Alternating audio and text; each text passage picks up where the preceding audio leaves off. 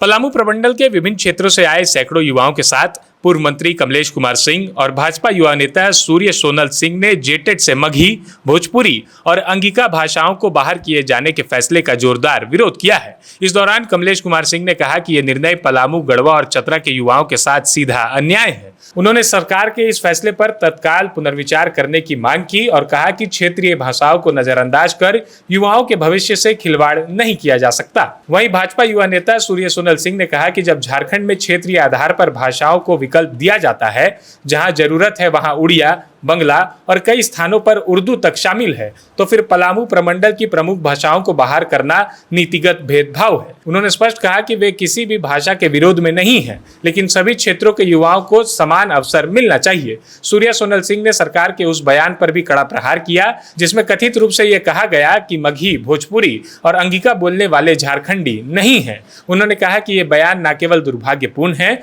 बल्कि लाखों लोगों की पहचान और अस्मिता का अपमान है। उन्होंने तीखे शब्दों में कहा, पलामू प्रमंडल का इतिहास, यहाँ की संस्कृति, यहाँ के लोगों के योगदान, सब कुछ झारखंड की मिट्टी से जुड़ा है। किसी को यह अधिकार नहीं है कि वो हमारी पहचान पर सवाल उठाएं। दोनों नेताओं ने चेतावनी देते हुए कहा कि यदि इस निर्णय पर जल्द ही पुनर्विचार नहीं किया गया और इसे वापस नहीं लिया गया तो पूरे पलामू प्रमंडल में एक व्यापक और जोरदार आंदोलन शुरू किया जाएगा। उन्होंने कहा कि यह आंदोलन पूरी तरह लोकतांत्रिक होगा, लेकिन इतना प्रभावशाली होगा कि सरकार की नींव तक हिला देगा। सभी युवाओं ने भी एक स्वर में इस फैसले का विरोध करते हुए इसे क्षेत्रीय भेदभाव करार दिया और कहा कि वे अपने अधिकार के लिए संघर्ष करने को तैयार है। अंत में नेताओं ने कहा कि ये लड़ाई राजनीति की नहीं है बल्कि पलामू के युवाओं के अधिकार, सम्मान और भविष्य की लड़ाई है और इसे हर हाल में जारी रखा जाएगा।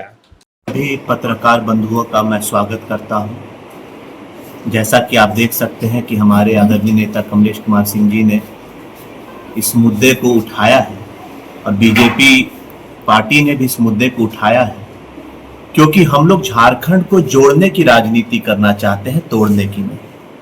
और मुझे ये नहीं समझ आ रहा है कि जब झारखंड से सटे हर क्षेत्र में उनको अपने भाषा का विकल्प चुनने का दिया जा रहा है, जैसे उड़िया हुआ, बंगला हुआ, उर्दू हुआ, तो पलामू प्रमंडल में गढ़वा, चतरा, जो पूरा पलामू प्रमंडल है, उसमें हमें कोई विकल्प जो यहाँ की जो मूल रूप से बोली जाने वाली भाषा है उस पर क्यों नहीं मिल रहा है, जैसे मगही हुआ, भोजपुरी हुआ, अंगिका हुआ।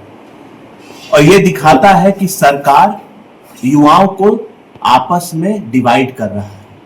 बीजेपी सरकार का आप देखिए 2016 में जो जेटेट की नियमावली थी उसमें ये सारी भाषाएं थी, लेकिन अभी हमने मुख्यमंत्री जी का एक बयान सुना कि जो लोग ये भाषाएं बोलते हैं वो झारखंडी नहीं है।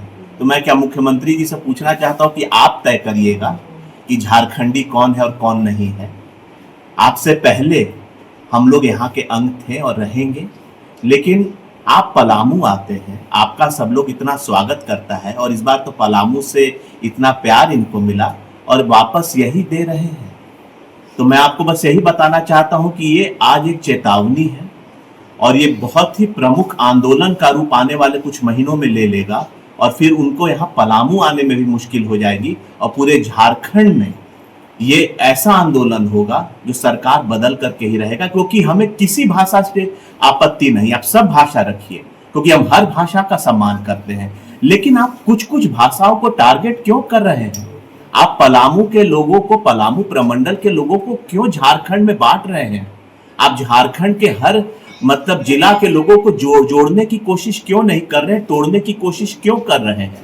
और जो नियम पहले से था उस नियम को हटाना ये साफ दिखाता है कि मंशा कुछ और है और यहाँ भी विभाजन की राजनीति शुरू कर रहे हैं। क्योंकि हम हमेशा कंस्ट्रक्शन की राजनीति की हम लोग बात करते हैं। हमारा लक्ष्य है कि नई रोजगार आए, नई पॉसिबिलिटीज आए, अपॉर्चुनिटी आए और सबसे बड़ा चीज है कि यूनिटी बना रहे। तो ये बहुत ही पीड़ादायक है और मैं आप लोगों को यही कहना चाहता हूं कि अगर सरकार अपना फैसला नहीं बदलेगी तो आने वाले कुछ महीनों में आप देखिएगा कि आंदोलन किसे कहते हैं।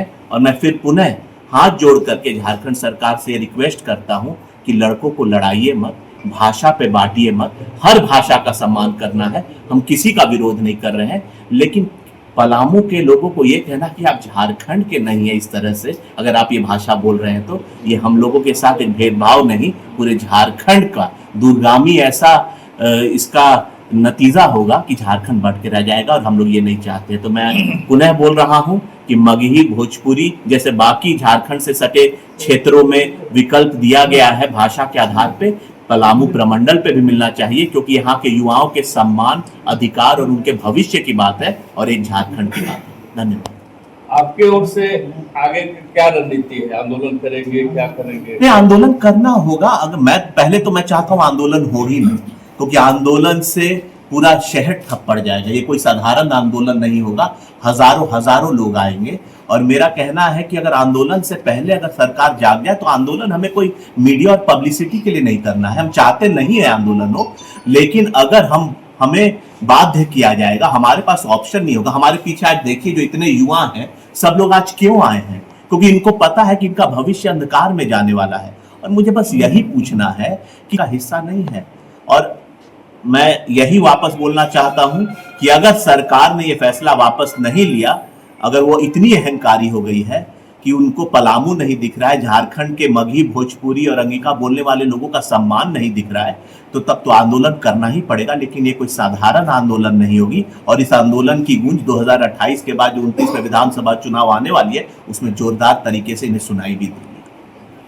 गोल, जहां 27 वर्षों के सफर में 17,000 से भी अधिक छात्रों ने डॉक्टर एवं इंजीनियर बनकर भरे सफलता की ऊंची उड़ान, जहां साधारण छात्र भी झारखंड टॉपर्स बनकर बना रहे इतिहास। दूरदर्शी शिक्षाविद श्री विपिन सिंह के मार्गदर्शन में मेडिकल एवं इंजीनियरिंग के लाखों छात्रों के लिए आशा की किरण के रूप में गोल, नेशंस लीडिंग इंस्टीट्यूट। प्रॉब्लम हो गया और सडनली हो गया, अचानक हो गया। तो Jeevan Jyoti super specialist hospital में एडमिट करके इनका एंजियोग्राफी कराया। एंजियोग्राफी करने के बाद वो अपना रिपोर्ट दिया कि इनका 95% प्लस ब्लॉकेज, स्टेंट से काम नहीं चलेगा, इनको बाईपास करना ही पड़ेगा। तो कबीर हर्ब है।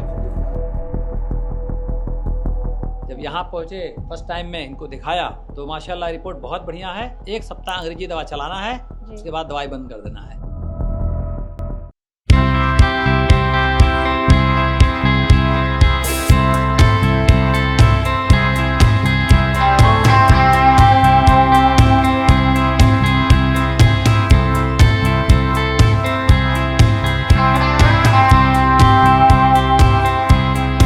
सरकारी परीक्षा की तैयारी का सबसे भरोसेमंद नाम NIBM।